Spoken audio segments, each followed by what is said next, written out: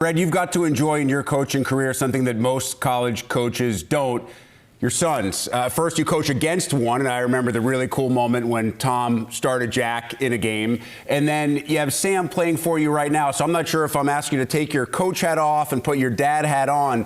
But with Sam specifically, here's a young man that's become one of the leaders of this team and has transformed himself into a really legitimate scorer, a basketball player who can do a little bit of everything. Against Illinois, he plays 36 minutes, doesn't turn it over, leads you guys in rebounds and assists. How do you kind of separate how proud you are of him as both a dad and his basketball coach?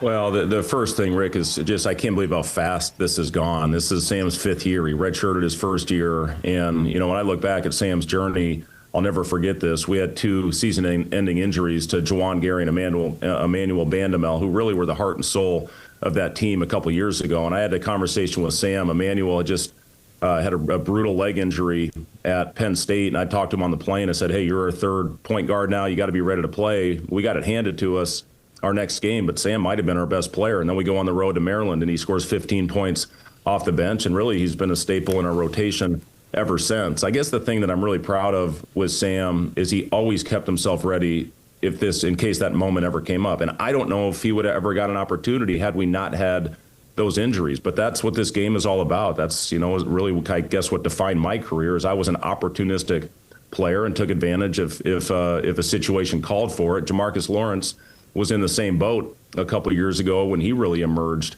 as a big time rotation player, and then we make the NCAA tournament that year, and those guys had huge roles on that team. So he really has. And, you know, it's fun to see some of the things when you look back after games and the recognition that he's getting from some of the coaches and what they're saying about him.